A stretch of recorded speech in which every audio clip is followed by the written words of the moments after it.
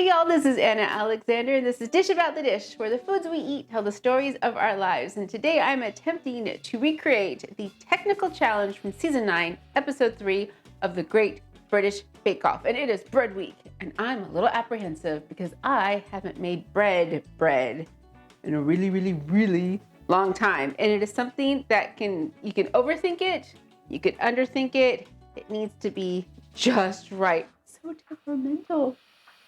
So for this challenge, today's recipe is from Hollywood, the Ciabatta Breadsticks and tzatziki sauce, which sounds interesting. This sounds like a meal with all the ingredients that are in it.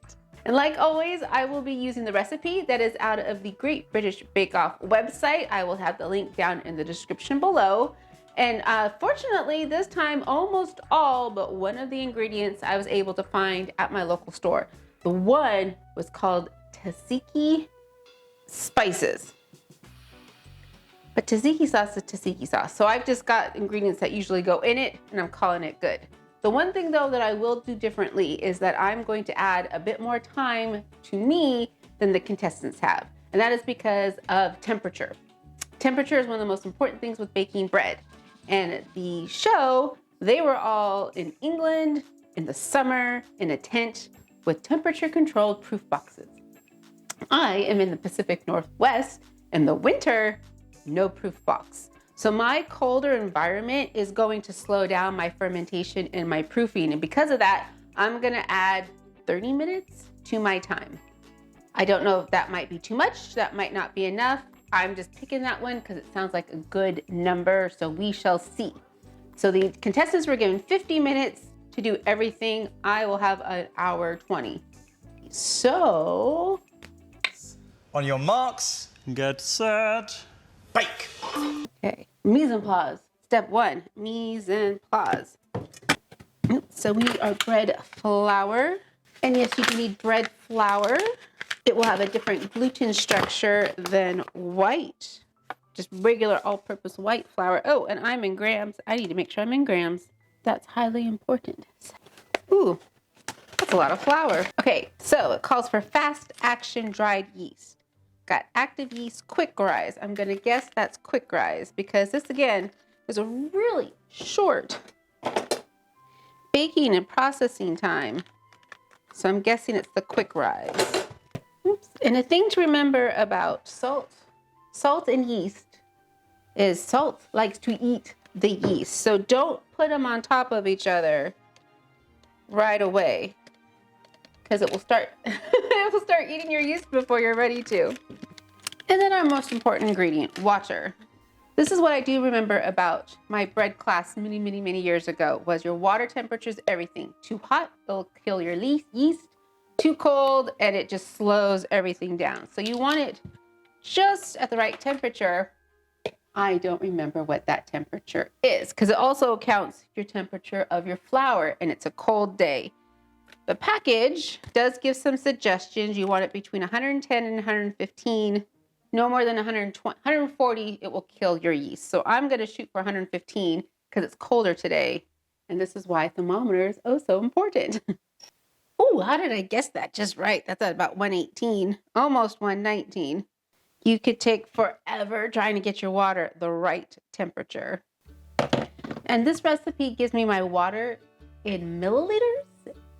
And we like to do it by weight. So this will be interesting. This will be interesting. Okay, now we're gonna mix it all together. Don't you love that that's all bread is? It's just water, yeast, and salt and flour. It's amazeballs.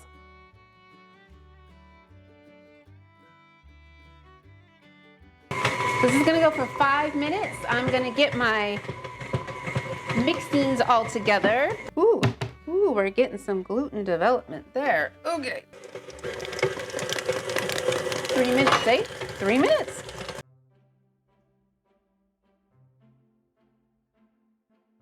Container. Ooh, okay. So it says cover and leave it for 1 to 2 hours room temperature. But they only gave you 50 minutes.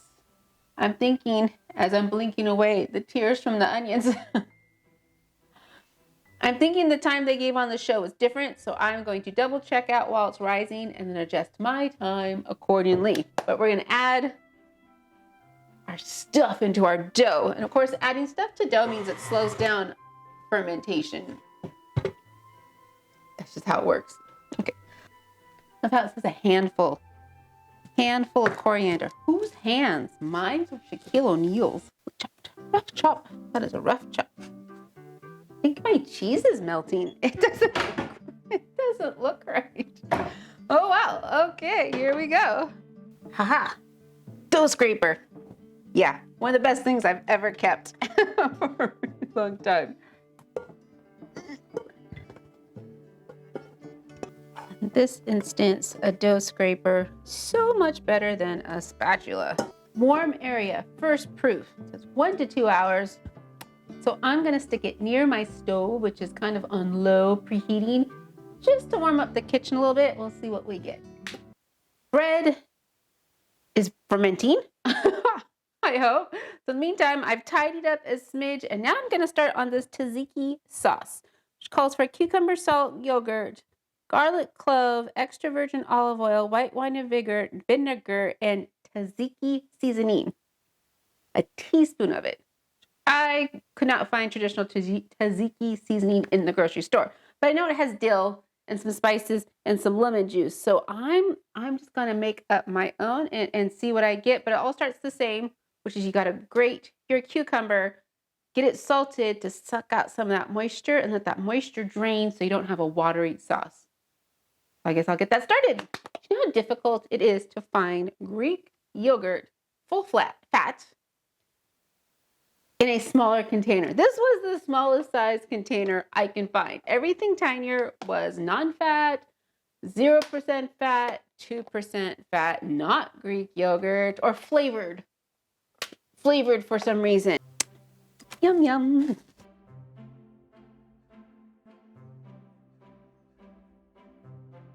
So I've just preheated my oven, 475. That's right, 475 Fahrenheit. This is a hot one. And yeah, I think we're pretty much ready to roll. That has doubled in size, and it is wet and it is moist, but apparently that's what it's supposed to be. And I did double check the show. Contestants were given 2 hours. So I added a little bit extra. So I'm giving myself 220, but I don't think I'll need 220. But I've given myself 220 to adjust for the colder temperature. That's right. Now we are ready to shape. This wet, sticky dough. And it does call for semolina. I like to use cornmeal flour, a cornmeal flour mixture to keep things from sticking. It gives a little bit of texture. It's also what I use to when I'm making pizzas, to keep the pizzas from sticking to the peel. We'll dust. Dust my baking sheets as well. Says I need to make 18 of these suckers. 18. Pick some of these up, throw them more over here. I don't know how that works. Oh, let's get you more of an.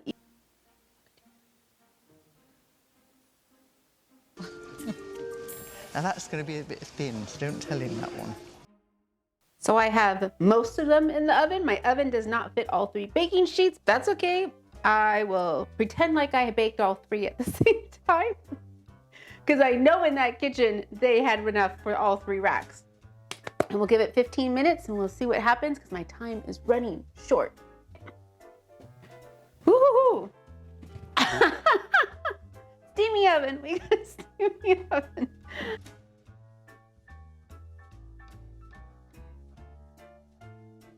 And I have 2:57 left on my clock. So I'm going to pretend and make them look like I've made some of these festive. Bakers, your time is up. Oh God, what a nightmare. But here it is, our ciabatta breadsticks with tzatziki sauce. I was afraid we would get here or not. Okay, so the formations aren't that perfect. My oven isn't big enough, so my second batch is in the oven. But here we go. I mean, they look like the picture. Bread tastes best when it has thoroughly cooled down. So I'm not going to immediately feed this to my judges. And I also know that on the show, they would have had a lot of time for these to cool while they set up the judging station. So we will taste test these as soon as they're good and ready.